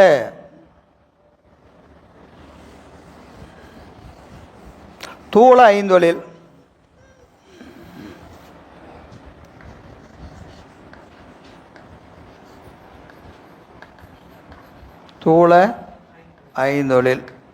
இதில் படைத்தல், காத்தல், மறைத்தல். எது? உலகை படைத்தல், காத்தல், அழித்தல்.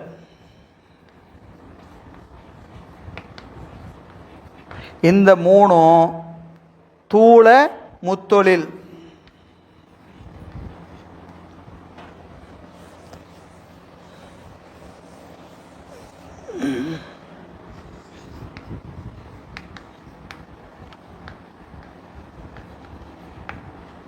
தூள முத்தொழில்.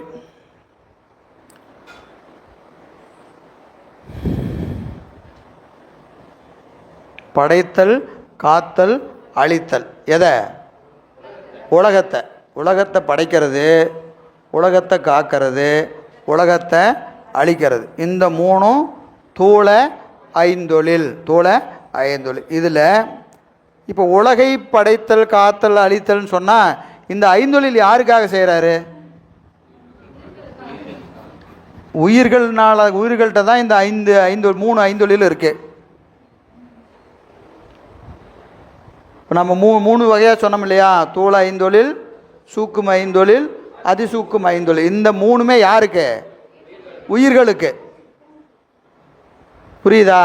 ஆனால் இங்கே எதை செய்கிறாரு? உலகத்தை படைக்கிறாரு, காக்கிறாரு, ஒடுக்கிறார். இப்போ உயிர்களுக்கு படைத்தல், காத்தல் எங்கே வந்துச்சு? இதில்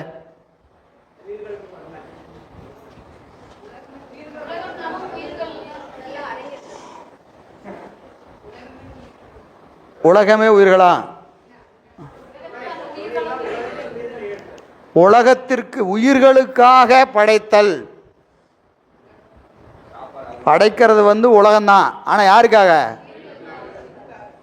எவ்வளவு படைச்சிருந்தாலும் உங்களுக்கு எது படைக்கப்பட்டிருக்கிறதோ அதுதான் உங்களுக்கு போகும்.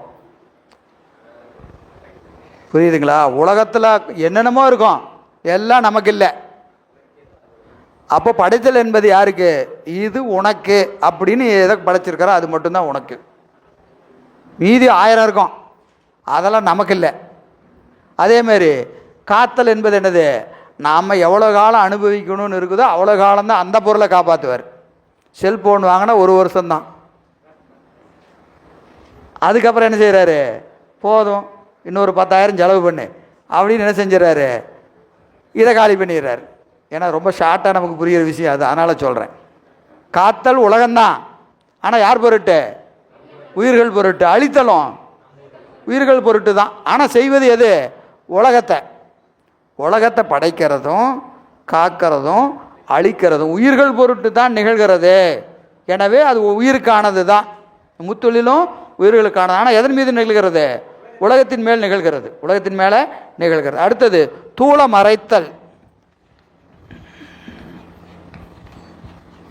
தூள மறைத்தல் இது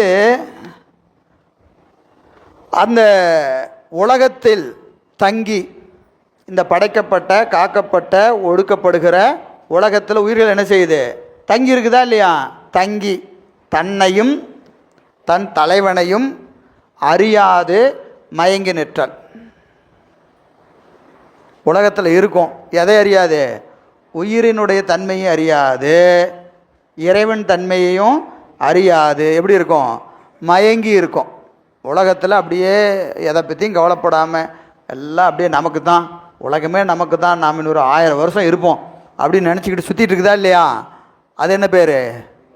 தூள மறைத்தல். தூள மறைத்தல்.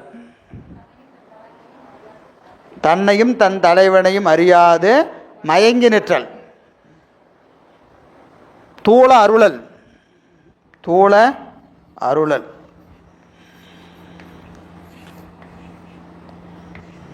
தூள அருளல்.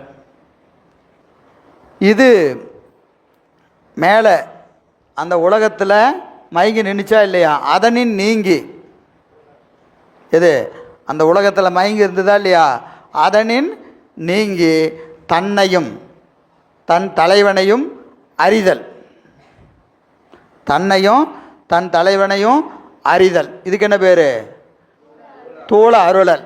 தூள அருளல். அப்போ தூள ஐந்தொழில் என்பது படைத்தல், காத்தல், அழித்தல், மறைத்தல், அருளல். 5 சரியா? இதில் படைத்தல், காத்தல், அழித்தல் என்பது உலகத்தின் மேல் நிகழ்கிறது. உலகத்தின் மேலே நிகழ்கிறது. மறைத்தல் என்பது ஆன்மாவின் மேலே நிகழ்கிறது. உலகத்தோடு கூடி தன்னை அறியாது, தலைவனை அறியாது, உலகமே தானாக நினச்சி மயங்கி கிடக்குதா இல்லையா? சரியா? அது மறைத்தல். அந்த மயக்கத்திலிருந்து நீங்குச்சுன்னா அருளல். இது ஊன நடனம். இதுக்கு பேர் தான் என்னது? ஊன நடனம். எங்கே இருக்கு? உண்மை விளக்கத்தில் பாட்டு.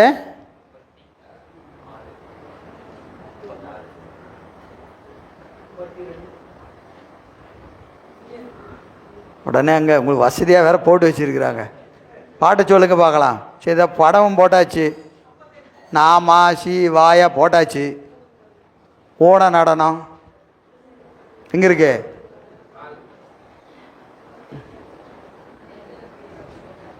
முப்பத்தி 5 படைத்தல், காத்தல், அழித்தல், மறைத்தல், அருளல். 35 படமும் போட்டாச்சு, எல்லாம் காட்டியாச்சு. பாட்டை சொல்லுங்க பார்க்கலாம். அது இல்லை.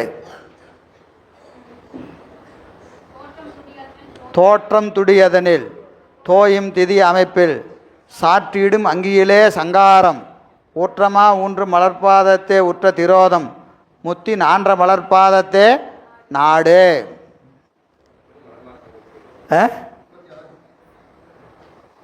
சரியா? இதுதான் தூள ஐந்தொழில்.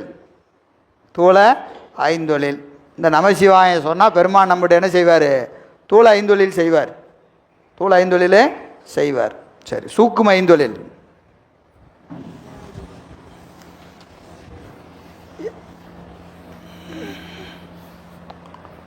சூக்கும ஐந்தொழில்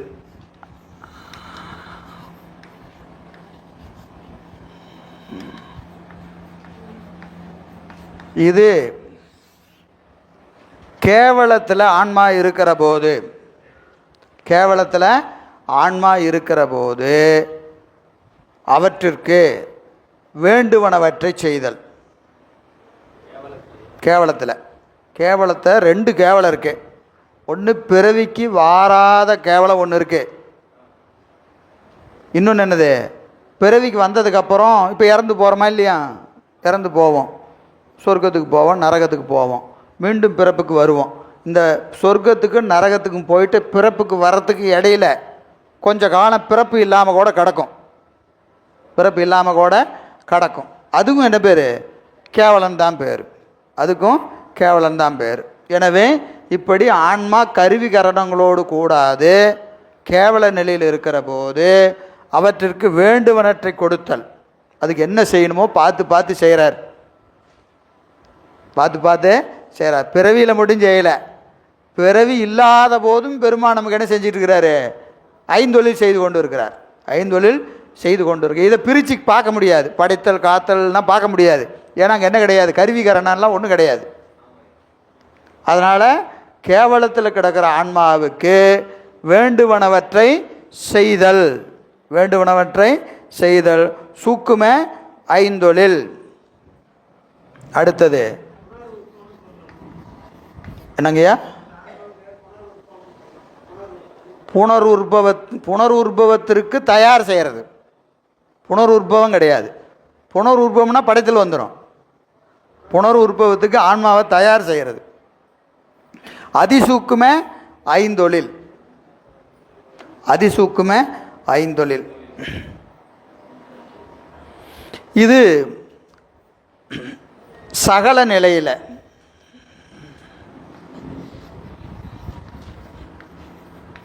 சகல நிலையில் உயிர்களை வினைக்கு தக்கவாறு கருவி கரணங்களோடு கூட்டுதல். சகல நிலையில் உயிர்களை வினைக்கு தக்கவாறு கருவி கரணங்களோடு கூட்டுதல். இதுதான் என்னது? அதிசூக்கும ஐந்தொழில். அதிசூக்கும ஐந்தொழில் இது என்னது? இப்போ நமக்கு பண்ணிகிட்டு இருக்கிறது தான். விழிப்பு நிலையில் எல்லா கருவியும் கூட்டி நம்ம என்ன செய்கிறாரு? வினைக்கு தக்கவாறு செலுத்தி புருவ நடுவில் ஆன்மாவை நிறுத்துறது. புரியுதுங்களா? இங்கே ஆன்மா இருக்கா இல்லையா? இங்கேருந்து கீழே வந்துட்டால் இது என்ன அவத்தை? கீழால் அவத்தை. மேலே போனால் மேலால் அவத்தை. இந்த ரெண்டுக்கு என்ன பேர்? கேவலாவத்தைன்னு பேர். இங்கிருந்து நனவு, கனவு, உறக்கம், பேருறக்கம், உயிர் படங்கள் அப்படியே மேலே வந்து இங்கே வந்துடும். 35, 25, 3, 2, 1. திருப்பியும் 2, 3 25 35. இங்கேருந்து கீழே வந்தால் கீழே அளவத்தை, மேலே போனால் மேலே அளவு. புருவ நடுவுக்கு வந்தாச்சு. அப்புறம் அடுத்த ஸ்டெப் என்னது? இப்போ இங்கேருந்து கீழே போச்சு. எப்போ போச்சு? அதெல்லாம் 10 மணிக்கே போயிடுச்சு சார். அப்படியா? போய் மேலே வந்துருச்சு. 1:30 மதியம் அமர்வுக்கு அப்புறம் பார்க்கலாம் அப்படின்னு எங்கே வந்துருச்சு?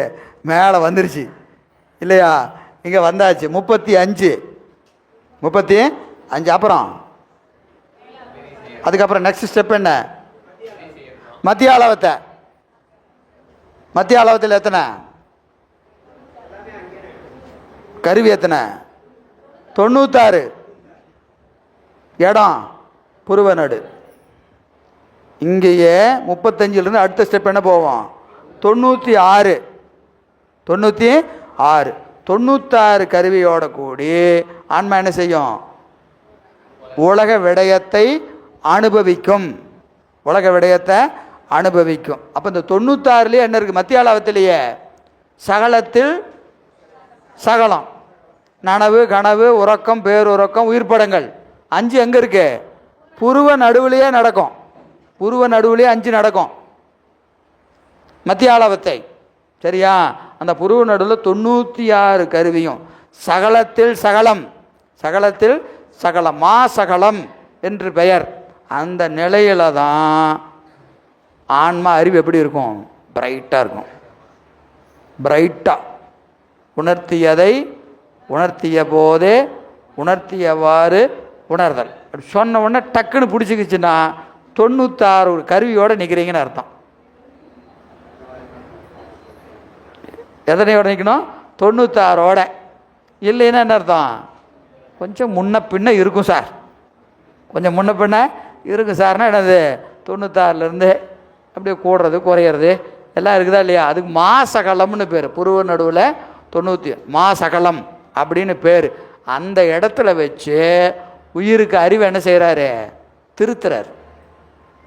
உயிருக்கு அறிவை திருத்துறார். அதில் ஞான நூல்களை கேட்கிற போது, உபதேசத்தை கேட்கிற போது ஆன்மா 96 கருவியோட எல்லாம் 5 புலனும் அடங்கி 5 பேரறிவும் கண்களே கொல்ல அளப்பெரும் கரணங்கள் 4 சிந்தையே ஆக குணம் ஒரு 3 திருந்து சாத்வீகமே ஆக அப்படி நின்று பாடம் கேட்கணும். அப்படி பெருமான் நிறுத்தினார்னா நமக்கு என்ன செய்கிறாருன்னு அர்த்தம்? அதிசூக்கும 5 அங்கே நடக்கிறது. அதிசூக்கும 5 நடக்கிறது. நமக்கு புரிய வைக்கிறதுக்கு அவன் எவ்வளவு வேலை செய்ய வேண்டியது இருக்கு பாருங்க. அதை அவன் செஞ்சாதான் நமக்கு விளங்கும். செஞ்சாதான் விளங்கும். அப்போ இருக்கிறதுலே மிக நுட்பமானது இதுதான். படைக்கிறது நுட்பம் இல்லை, ஒடுக்கிறது நுட்பம் இல்லை. அதிசூக்கும் 5 எங்கே நடக்கிறது? அறிவு விளங்கி ஞானம் விளங்குவதற்கு தயார் செய்கிறான் பாருங்க. எதை? ஆன்மாவின் அறிவை.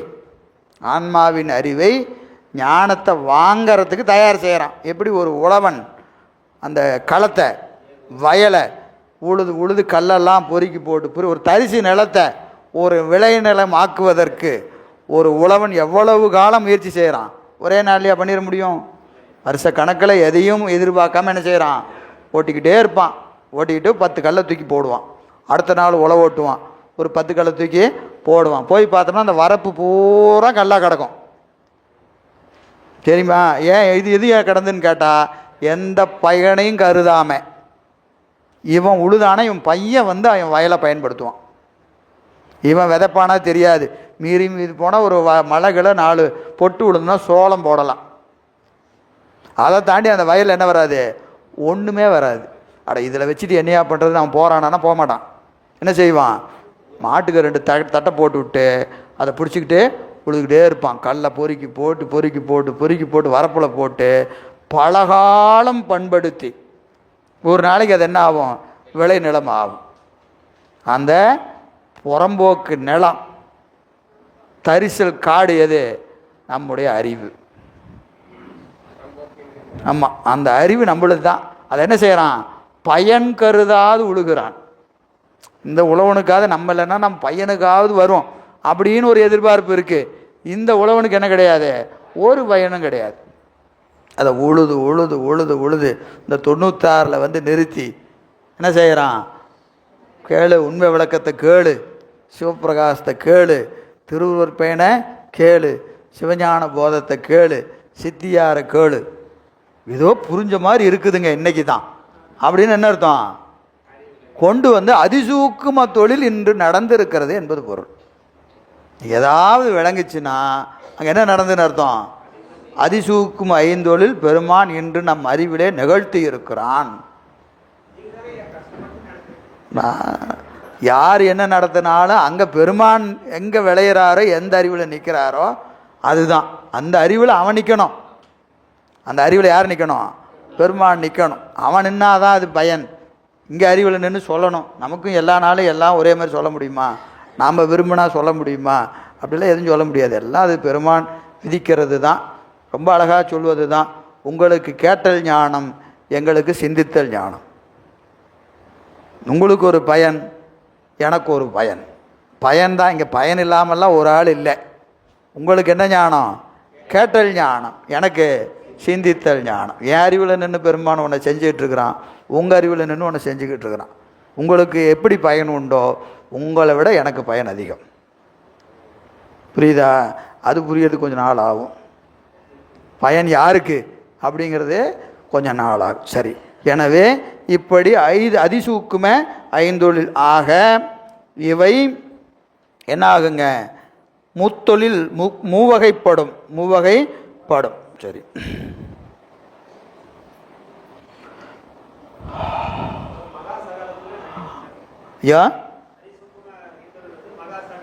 சகல நிலையில் ஐந்தொழில் செய்கிற ஐந்தொழில்.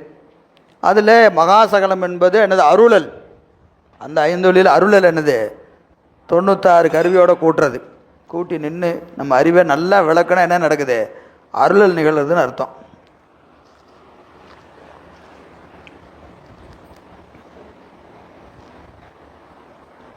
இல்லை 2-3 தடை எழுப்புறாரு.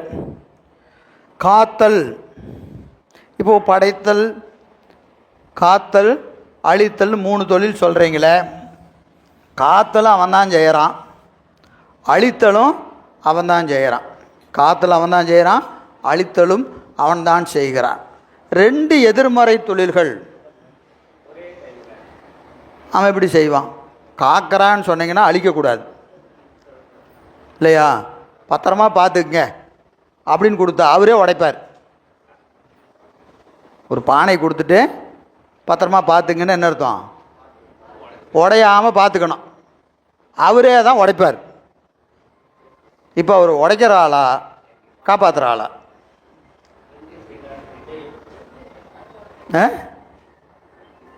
உடைக்கிற ஆளா காப்பாற்றுற ஆளா? அவர் தான் காப்பாற்றுவார், அவர் தான் உடைப்பார்னு சொல்லாதீங்க. ஒன்று உடைப்பார்னு சொல்லுங்கள், இல்லைன்னா காப்பாற்றாருன்னா உடைக்கூடாது. அப்படி தானே? அப்போது காத்தல் தொழிலும் அழித்தல் தொழிலும் ஒருவர் மேலே கூறுவது ஏன்? இதுதான் கேள்வி. இப்போ நமக்கெல்லாம் என்ன பிரச்சனைன்னு கேட்டிங்கன்னா, இந்த காத்தல். இப்போ காத்தல்னா என்ன? காத்தல், படைத்தல் என்னது? காத்தல் பாதுகாக்கிறது. அப்படியா?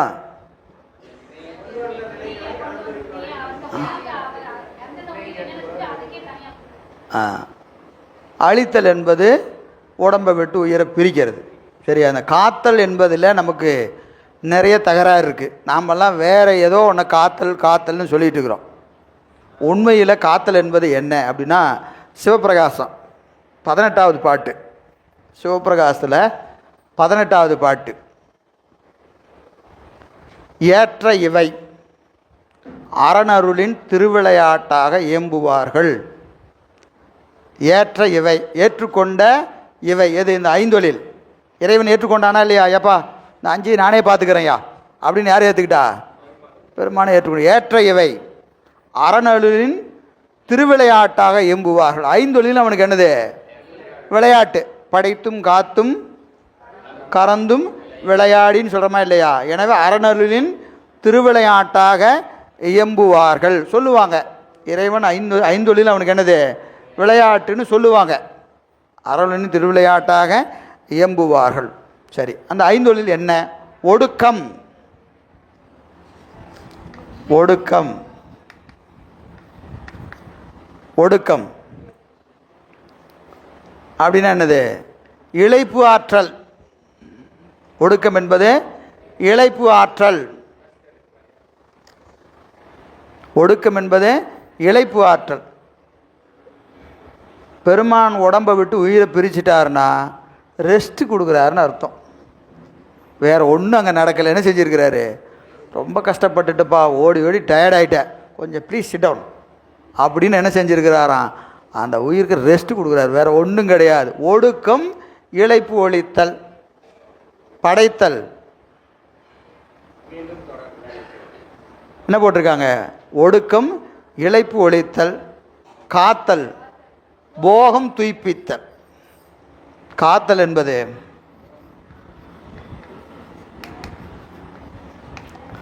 போகம் துய்ப்பித்தல். காத்தல்னா கஷ்டம் வராமல் காப்பாற்றுறதில்ல. புரியுதா? நீங்கள் கொண்டு வந்த வினையை உங்களுக்கு சரியாக கொடுப்பார். கூட்டியும் கொடுக்க மாட்டார், குறைச்சும் கொடுக்க மாட்டார். உங்களுக்கு என்ன கொடுக்கணுமோ அதை கரெக்டாக கொடுப்பார். அதுக்கு பேர் தான் என்னது? காத்தல்னு பேர். இனி போய் கேட்பீங்க, சாமி என்னை காப்பாற்று அப்படின்னா என்ன சொல்லுவார்? நான் அதெல்லாம் நீ சொல்லவே வேண்டாம், நீ சொன்னாலும் சொல்லாட்டியும் நான் கரெக்டாக கொடுத்துருவேன், யூ டோன்ட் வரி அப்படின்றவார். சரிங்களா? போகம் துய்ப்பித்தல். திரோதாயி. திரோதாயி தக நிறுத்தல். தக நிறுத்தல் அப்படின்னா என்னது? தக்கவாறு நிறுத்தல். நம்ம செஞ்ச வினையை எங்கே போய் எப்படி நின்னா அதை கூட்டணுமோ அப்படி போய் அங்கே கரெக்டாக நிறுத்துவார். புரியுதுங்களா? எங்கே லேட்டாக போகணும்னா எது நடக்கணுமோ அங்கே, சீக்கிரமாக போகணும்னா எது நடக்கணுமோ அது. வந்தால் ஒரு கணக்கு, வரலனா ஒரு கணக்கு. எது யாராருக்கு எப்படி ஊட்டணுமோ அதை எப்படி செய்வாராம்? சரியாக நிறுத்துவார். தக நிறுத்தல். மறைத்தல் என்பதும் அருளே. மறைத்தல் என்பதும் அருளே. அருளல் அருளே. அருளல் அருளே. பழிப்பு ஒளி. ஏன் கரெக்டாக காப்பாற்றினாரா படைச்சாராலாம் கேட்காதையா? ஐந்தொழிலும் அருளே. ஐந்தொழிலும் அருளே. அப்போ காத்தல் என்பதும் அருள் தான். காத்தல் என்பதும் அருள் தான். எப்படி? நம்ம வினையை வேறு யாருக்கும் ஊட்டாமல், வேற ஆள் செஞ்ச வினையை கொண்டு வந்து நமக்கு ஊட்டாமல் சரியாக ஊட்டாரா இல்லையா? அதுக்கு பேர் தான் காத்தல்.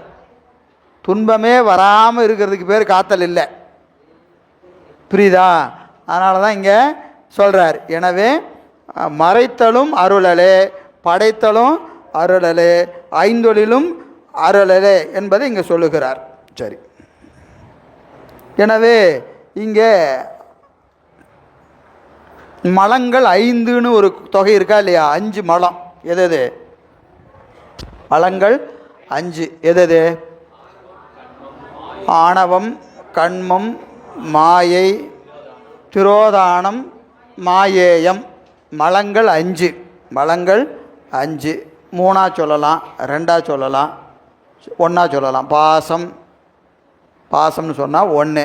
3ஆக சொன்னால் ஆணவம், கண்மம், மாயை. 5ஆக சொன்னால் ஆணவம், கண்மம், மாயை, திரோதாயி, மாயேயம் என்று 5. எனவே இப்படியெல்லாம் விரிவாக சொல்லலாம். ஒவ்வொன்றையும் நூலுக்கு தக்கவாறு விரிச்சும் குறைச்சும் சொல்லுவாங்க. சரி, எனவே இந்த வகையில் இந்த ஐந்தொழில் மூவகைப்படும் என்று சொல்கிறார். சரி, இப்போது முதல் அதிகரணத்துக்கு போகலாம். சாப்பிட்டுட்டு வந்து போயிடலாமா? சாப்பிட்டு வந்து அவையேயாய் நிற்போமாக.